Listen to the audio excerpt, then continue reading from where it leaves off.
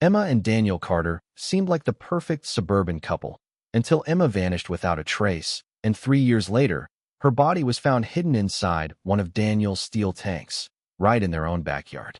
Emma and Daniel Carter had been married for nearly a decade, and to anyone passing by their neat brick house, their lives looked uneventful. They lived in a quiet cul-de-sac where neighbors exchanged polite waves but rarely crossed fences for deeper conversations. Emma was known as the kind of woman who smiled at delivery drivers and kept her front garden tidy with bright flowers. She enjoyed baking on weekends, often filling the air with the smell of cinnamon or fresh bread. Yet she wasn't seen outside very often, and when she did appear, it was usually brief, a walk to the mailbox or a quick trip to the store. Some described her as gentle, almost reserved, though never unfriendly. Daniel, in contrast, had a reputation for being intensely private. He worked as a mechanical engineer and spent long hours in his backyard workshop. Behind high wooden fencing, he kept a collection of tools, spare machinery, and several large steel tanks he used for his projects. He would often disappear into the workshop for hours, and neighbors recalled hearing the sound of grinding metal or the hiss of welding late into the night. To most, it seemed like harmless dedication to a craft. Few questioned why he guarded his workspace so closely. Together, the couple didn't stand out. They rarely attended community events, and when they did, Daniel kept conversations short, while Emma offered polite nods. People assumed they were simply introverts who enjoyed a quiet lifestyle. On the surface, their lives carried no sign of tension or trouble. It was this very normalcy that would later make Emma's disappearance so unsettling. The quiet, unremarkable couple living at the end of the street seemed like the last people who could ever become the center of a chilling investigation. It was a cold morning in late autumn when Emma's absence first raised alarm. She was expected at her part-time job at a local bookstore, but she never arrived. Calls to her phone went unanswered, and by the evening, her family began to worry. Daniel was the one who eventually contacted police, claiming she had stormed out after a heated argument the night before. According to him, she had packed a small bag and left the house on foot. The way he told it, Emma was upset and wanted space, but he insisted she would return once she calmed down. The initial police response treated it as a missing person case with no immediate signs of foul play. Officers searched nearby parks, checked bus routes, and circulated her photo. Flyers were posted around town with Emma's kind eyes and warm smile staring back at strangers. Friends and co-workers joined in, volunteering to comb through wooded areas and abandoned lots. Despite their efforts, no sign of her surfaced. As the days turned into weeks, hope began to fade. Emma's bank accounts showed no activity. Her social media remained silent. The bag she supposedly carried had not been traced to any hotel or bus station. Even her car was still parked in the driveway. Everything suggested she had not gone far, and yet there was no trace of her anywhere. Daniel maintained that she had left voluntarily, often repeating that she needed time away. To some, his composure seemed too calm for a man whose wife had vanished. But without hard evidence of wrongdoing, investigators could not press further. Gradually, the search slowed. People whispered their own theories. Some believed she had run away to start fresh. Others feared something darker had happened. What no one could know then was that Emma had never left her home at all. As months passed without answers, Emma's disappearance settled into the shadows of unsolved cases, but questions lingered. Daniel's behavior began to draw quiet suspicion. While most spouses of missing people begged for updates and joined every search party, he stayed home. When neighbors organized candlelight vigils, Daniel appeared only once, standing stiffly at the back before leaving early. Some chalked it up to grief expressed differently, but others whispered that his distance felt unnatural. Strange details around his property added to the unease. Several neighbors recalled sharp, chemical odors drifting from his backyard at odd hours. On more than one occasion, the noises from his workshop continued long past midnight. Sparks from welding lit up the small windows, followed by the grinding of heavy machinery. The timing struck some as peculiar, considering his wife had just gone missing.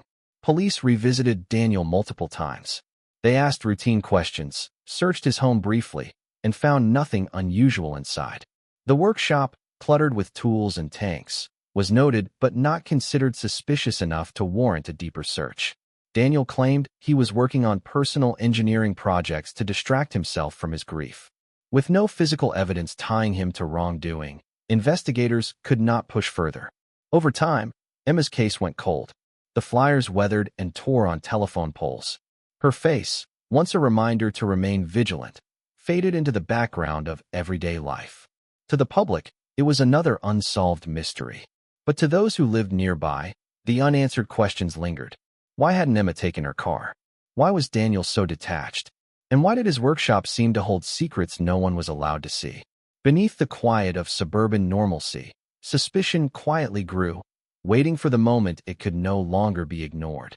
3 years after Emma's disappearance, the case seemed destined to remain unsolved. Then, in early spring of 2020, a tip arrived at the local police station. The caller, who chose to remain anonymous, urged investigators to take another look at Daniel Carter's property. The message was brief but pointed.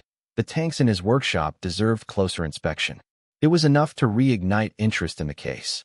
Detectives, aware of Daniel's engineering background and his unusual behavior, decided the time had come for a more thorough search. With a warrant in hand, officers returned to the suburban home. The inside of the house looked unchanged, eerily preserved as though Emma still lived there, her belongings neatly arranged, her clothes hanging untouched in the closet. But the real focus was the backyard. The workshop, secured with heavy locks, was opened under official order. Inside, the air was thick with the smell of oil, rust, and something harder to define. Rows of machines, tools, and scattered metal parts filled the space, but one object immediately caught attention: a massive steel tank bolted shut and reinforced at the seams. When asked, Daniel insisted it was nothing more than a storage container for discarded materials. He explained his workshop was full of projects, some abandoned, some ongoing, and this tank was just part of that collection. His tone was calm, almost rehearsed, but the detectives weren't convinced. The tank was too large, too deliberately sealed. Its exterior was spotless compared to the dust-covered tools surrounding it, suggesting it had been maintained with unusual care. Decision was made on the spot. The bolts were pried loose, each turn of the wrench tightening the sense of dread in the room. Everyone present braced themselves for what might emerge, knowing instinctively that this moment could change the course of the investigation forever. The moment the final bolt clattered to the floor, a heavy silence filled the workshop. Officers pushed back the lid of the steel tank, and almost immediately, the air was choked with a foul, suffocating odor. It was the kind of smell that clung to clothing and burned the throat, instantly recognizable to investigators as the stench of decay. Everyone present knew they had uncovered something terrible. Inside the tank, partially submerged in a thick, dark liquid, lay the skeletal remains of a human body. The sight was both shocking and grimly conclusive. Time and the chemical environment had stripped away much of the flesh, leaving behind bones and fragments of clothing that still clung stubbornly to the frame. A necklace, corroded but intact, offered the first clue of identity. Forensic specialists were called in immediately, and the workshop was sealed off as a crime scene. The discovery spread rapidly through the community. Neighbors, who had once dismissed their suspicions as imagination, now realized the truth had been closer than they ever wanted to believe. Emma had been in her own backyard all along, hidden in plain sight while her husband lived just feet away from her remains. The tank itself revealed Daniel's cold calculation. It had been altered to slow decomposition, filled with a mixture of fluids designed to mask odor and delay discovery. This wasn't a panicked attempt to conceal a crime. It was methodical and deliberate. Forensic analysis confirmed what many feared. The remains were indeed Emma's, and her cause of death pointed to foul play rather than accident. After 3 long years of speculation and silence, the mystery of her disappearance had been solved in the most disturbing way imaginable. The truth had finally surfaced, and with it came the unraveling of Daniel Carter's carefully constructed lies. In the weeks following the discovery, investigators began piecing together the reasons behind Emma's murder. Financial records revealed a troubling picture. Daniel was burdened with debt, his engineering projects draining money without producing income. Creditors had begun circling, and bankruptcy seemed inevitable. At the same time, Emma had recently inherited a modest but significant sum of money from a relative. That inheritance had become a point of tension in their marriage, with Emma insisting it be saved for her future, not poured into Daniel's workshop. Friends later told police that Emma had spoken quietly of leaving him, tired of his secrecy and growing temper. Further investigation exposed another betrayal. Phone records and emails pointed to an affair Daniel had tried to conceal. The relationship appeared to overlap with Emma's disappearance, suggesting a motive not only rooted in money but also in his desire for freedom without consequence. Divorce would have meant the loss of Emma's inheritance and the humiliation of public exposure. For a man who valued control and reputation, the risk was too great. Instead of facing that outcome, Daniel turned to a darker solution. The carefully modified tank, designed to preserve machinery parts, became his hiding place for Emma's body.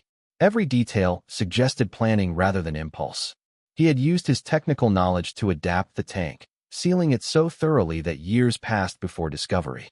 It was a decision born not from panic, but from calculation, a choice to eliminate Emma while maintaining his image. The chilling motive struck those who knew the couple hardest. To outsiders, Emma and Daniel had seemed like an ordinary pair living a quiet suburban life. Now it was clear that behind the silence of their home, resentment and greed had been building, ending in a crime as cold and deliberate as the steel that entombed Emma for 3 years. The trial of Daniel Carter drew widespread attention, transforming a quiet suburban mystery into a national headline. In court, the prosecution presented a chilling portrait of a man who had planned his wife's death with precision. Photographs of the steel tank were shown to the jury, its reinforced seams and altered interior leaving little doubt that it was designed to serve as a long-term hiding place. Forensic experts explained how the chemicals inside slowed decomposition, underscoring the deliberate nature of Daniel's actions. Piece by piece, the evidence dismantled the image of a grieving husband and replaced it with that of a calculating murderer. Emma's family sat through every day of testimony, their faces etched with grief. They listened as investigators described the search efforts that spanned years, only to discover that she had never left her own backyard. They heard about the financial motives, the affair, and the deception that followed her disappearance. Each detail was another wound, but also another step toward justice. Daniel showed little emotion throughout the proceedings. He neither confessed nor displayed remorse, maintaining a detached demeanor even as the walls of his lies collapsed around him. The jury, however, was not swayed by his silence. After deliberating, they returned with a guilty verdict for murder. The judge sentenced him to life in prison without the possibility of parole, calling the crime a calculated betrayal of trust and humanity. For Emma's family, the verdict brought closure, though never true relief. The years of uncertainty had ended, but the loss remained permanent. Neighbors who once passed by the quiet house without notice now remembered it as the site of a hidden horror. The case left a lasting reminder that even behind the most ordinary doors, darkness can take root, and sometimes the truth waits years to be uncovered.